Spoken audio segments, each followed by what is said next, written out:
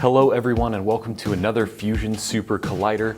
I am so excited to work through Thursday's verse with you for this week. Now if you're still following along in our annual Bible reading plan, all of the rest of the verses for the next 10 days are written right out here to my side. Now let's get straight into the passage today. The Thursday passage is from 2 Corinthians, and it includes chapter 9 and 8 as well, but we're just going to look at a little bit of chapter 9. It sounds like a lot to read to say we're reading 2 full chapters, but we are just going to look at 3 verses together, and the 2 chapters for the full reading are pretty short, so you should be just fine. But in 2 Corinthians, we're going to look at chapter 9, verses 6, 7, and 8. Now hear the word of the Lord. The point is this: whoever sows sparingly will also reap sparingly, and whoever sows bountifully will also reap bountifully. Each one must give as he has decided in his heart, not reluctantly or under compulsion. For God loves a cheerful giver. And God is able to make all grace abound to you, so that having all sufficiency in all things at all times, you may abound in every good work.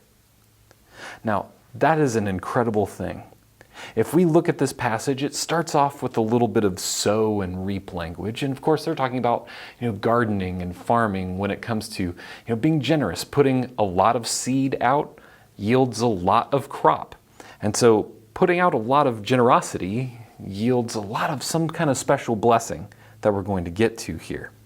But here's the coolest part. There's only one command in this whole section that we just read. And it says this: give cheerfully. Give cheerfully. As you've decided in your own heart, God loves a cheerful giver. The one command is God telling us, give, but do it cheerfully.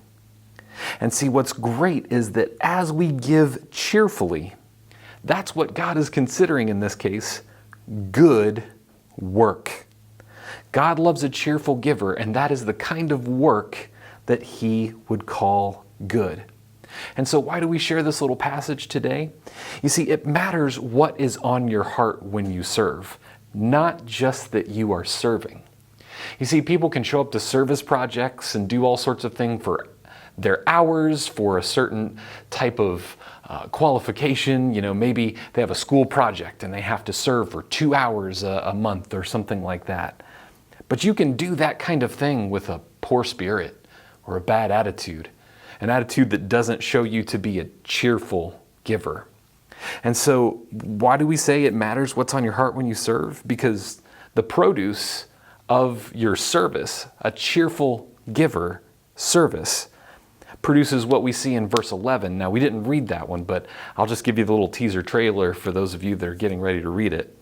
You see, it says it produces thanksgiving to God. You see, we can show up and do 1,000 service projects, but with a bad attitude, it really doesn't generate any sort of thankfulness to God. And so when we talk about this passage, I want you to think about all the things you do, whether it's the little things around the house that you do, whether it's giving to someone else, whether it's helping someone study. In whatever way you serve, in whatever way you give, do it cheerfully, because that's the kind of thing that produces thanksgiving for God, the right kind of celebration after the work is done. And so I hope you definitely dive into this passage really hard, and I hope that you read both of the chapters for the day. And then we will see you once again for our next Super Collider and for our next Fusion as well. Thanks for tuning in today.